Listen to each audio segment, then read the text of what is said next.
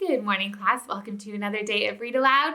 So we just finished chapter 10 where the team met John Thornton in the woods and the dogs are just in really bad shape and they couldn't go anymore and Buck gave up and he just lay down and John Thornton saved him, and then when the rest of the dogs went on with the bad owners, they met their end. So now we're going to see what happens with Buck and John Thornton.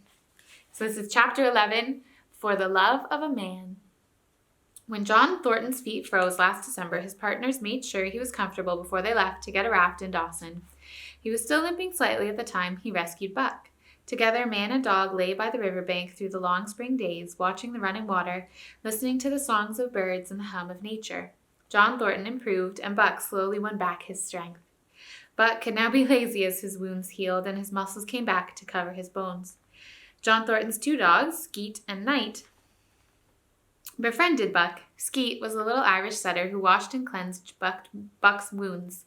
Each morning after he had finished his breakfast, she attended to him.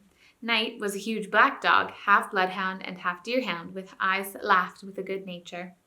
To Buck's surprise, these dogs showed no jealousy towards him. They seemed to share the kind nature of John Thornton. As Buck grew stronger, they coaxed him into all sorts of ridiculous games, with John Thornton joining in. Buck romped through his time of healing and discovered a new feeling. Love. Real love for the first time.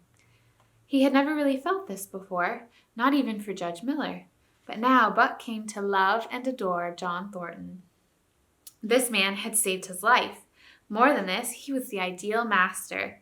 Other men had fed him and taken care of his needs, but John Thornton took care of his dogs as if they were his own children, because he truly cared.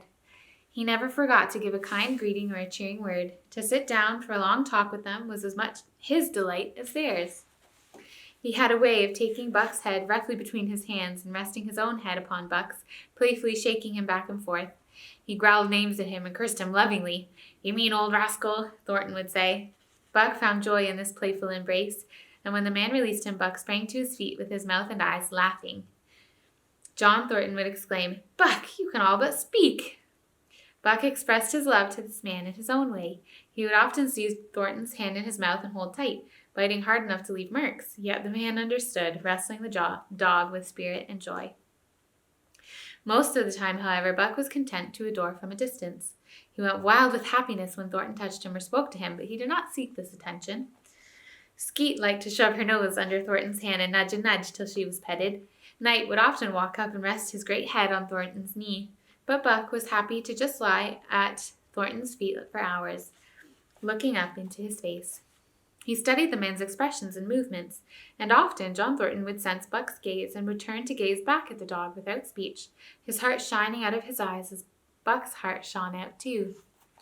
For a long time after his rescue, Buck did not want Thornton to be out of his sight. From the moment he left the tent and when he entered it again, Buck would follow at his heels. He was afraid that Thornton would pass out of his life as Perrault and Francois and the mail carriers had passed out. Even in the night, in his dreams, he was haunted by this fear. At such times, he would creep through the chilly air to the flap of the tent, where he would stand and listen to the sound of his master's breathing. But in spite of this great love for John Thornton, Buck's primitive nature remained strong within him. He was faithful and devoted to this man who had saved his life, but he could never be tamed again. The cruelty of other men and months on the trail had changed him forever. Deep inside, he was a thing of the wild, come in from the wild to sit by John Thornton's fire. Because of his very great love, he could not steal from this man, but from any other man, in any other camp, he did not hesitate to steal. His keen intelligence and primitive instincts were strong. His face and body were marked by the teeth of many dogs, and still he fought as fiercely as ever. Skeet and Night were too good-natured for quarreling. Besides, they belonged to John Thornton. But any strange dog, no matter what the breed, swiftly gave in to Buck. He had learned well the law of club and fang, and he never showed mercy to any other dog. He had learned well from Spitz, showed no weakness, fight to the end. The strongest dog who showed no fear would rule. Buck knew this all too well. Deep in the forest, and deep within him, a call was sounding. Even as he lay by John Thornton's warm, safe fire, he heard this call.